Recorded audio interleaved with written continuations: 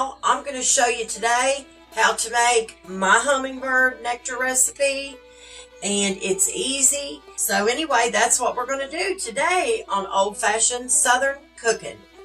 Alright y'all, let me show you what you're going to need to make this hummingbird nectar recipe. It's very simple. So you are going to need 2 cups of water. You can use filtered water or you can use tap water. You're going to need a 1/2 cup of the cane sugar. That's what I use. You can use the granulated, but I just like the cane sugar for my little birdies. I think it's just a little healthier for them. So now let me explain something to y'all. Each year when I take my hummingbird feeder down, I always wrap it up and I store it. So when I got it out today, I got it all out and took it all apart. I've got it in the sink over here in a pot with some vinegar and about 2 tablespoons of baking soda.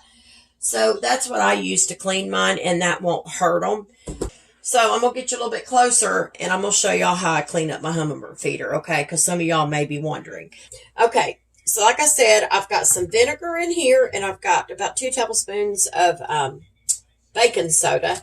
And all I do with my feeder is I just wash it off with this stuff, y'all. It's been soaking for a few minutes. It's good if you can do that.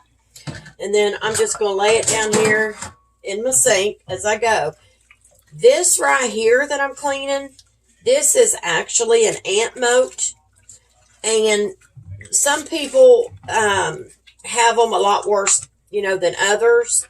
But if you notice you're starting to get ants, that want to crawl up into your feeder and stuff, get you an ant moat, and that will stop that from happening. But you do need to keep water in it. So that's what this is. I've had this thing for I don't know how long, y'all. It's faded and everything else. My feeder really is too.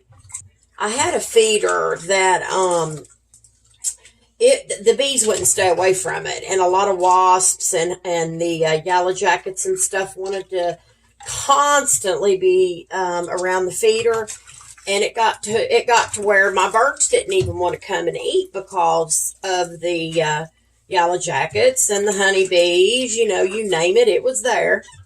So what I had to wind up doing is doing a little research into what is the better feeder for that, especially if you have bee problems. This feeder here works wonderful. I've had no problem with any bees last year. When I changed it out, I had no trouble with one bee. Now, they may have come just to check it out, but then they realized that they couldn't get their, I forget what they call it, but anyway, they can't get it down in there far enough with this kind of feeder. So I thought, well, hallelujah. I was so glad of that because them little birds are just precious, and we love hummingbirds. And I'm going to have to get me another feeder. That way I can have maybe 2 out on my front porch. So what you're going to do now after you get it washed, okay? You never want to wash your feeders with soap. You just don't want to do that. But what you're going to do after you get them washed off real good, just rinse it. Rinse it off really well. Even though it's vinegar and baking soda, you still need to rinse your feeders. Rinse them off good. Okay, so what I'm going to do is I'm just going to dry these parts off real quick. So give me just a minute to do that. Just make sure you get them good and dry. Okay, so what you're going to do here, after you get all of your parts dried, I like to go ahead and put mine together. So give me just a minute if I remember how to do all this, y'all. All right, this goes on top like that, this little piece here. And then this goes on top of here. Now you have to align, I think this one goes in the center, but you have to align these holes for those little pieces over here I was telling y'all about. So I'm trying to, let me get this lined up because this center flower piece goes on here too. And we want to make sure we have it lined up right. So, okay. And then this snaps back into place.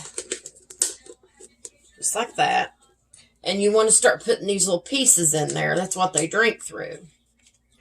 So line your holes up and then just, whoops, and then just start getting your little pieces put in here. That way it's ready to go. Right? Just about got it, y'all. Any feeder is worth it to me. If I have to spend a little bit more to keep the bees away from it, it's worth it to me. I don't like bees anyway. But we got to have them to pollinate. You know, it is what it is, and got to have our honeybees especially, but they all do something that's useful in nature. So I have it together. If y'all can see, I've got it all put together. And then this piece just goes down like this. This feeder doesn't hold a whole lot of nectar. So once you get your hummingbird feeder dried off really good, I take a cup, another cup, because I usually have some extra left. So I put it in there, and then when they come, I'll just fill it back up again because this doesn't hold as much. All right, y'all. So once you get your feeder washed and dried and all of that, you're going to get you a measuring cup or something, and you're going to fill it up with 2 cups of water. If you can leave your water just a barely lukewarm, I can't hardly explain it, but if you can make it just a tad warm, it helps the sugar to dissolve better. Then you're going to take a half a cup of sugar with your 2 cups of water, and we're going to pour this down into our water. Just like that. Take you a spoon and stir your sugar in there. And I will tell you this, you need to keep stirring this mixture until it gets crystal clear, and it will. So right now, if y'all can see how cloudy that looks, watch. And it will get crystal clear here in just a minute. I just got to keep stirring this.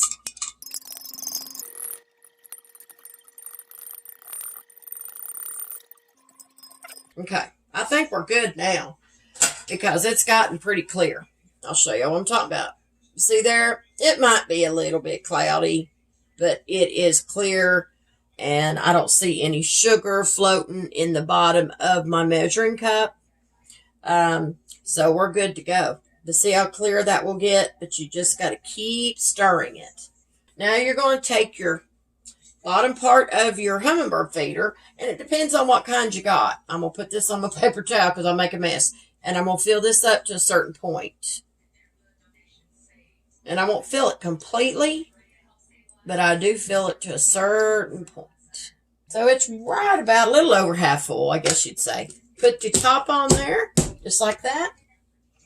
And I know it don't seem like it stay, but it does. Just make sure it's on there good. And take your little hook and screw down in here. You can put water down in this center hole, and that's what's supposed to be an ant moat. But like I said, I'm not a big fan of it, so I don't fool with it too much. If I need my ant moat, I get it out and I'll put it on. I'll show y'all what I'm talking about.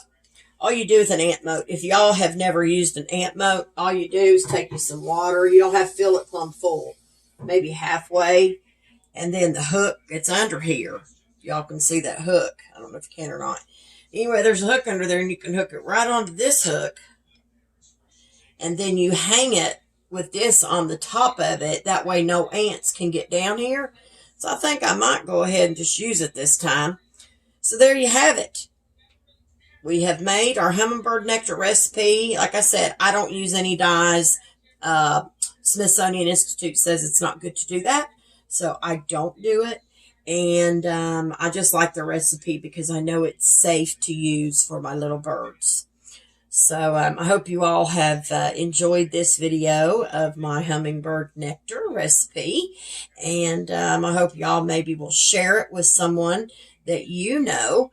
Because there's a lot of people out there that just may be starting to, hang hummingbird feeders out. So they're really not sure on what a good nectar is. So anyway, y'all, we have made our hummingbird nectar recipe.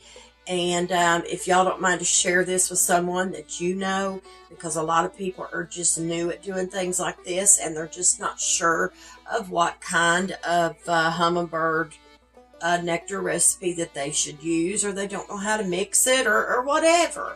So you never know, because there is a lot of people just learning. So anyway, I hope you've enjoyed. I'm going to take this out. I'm going to hang it up, and hopefully we start getting some beautiful little hummingbirds this year, y'all. And if you don't mind to go over to Facebook and like, share, and follow my page, I'd greatly appreciate that.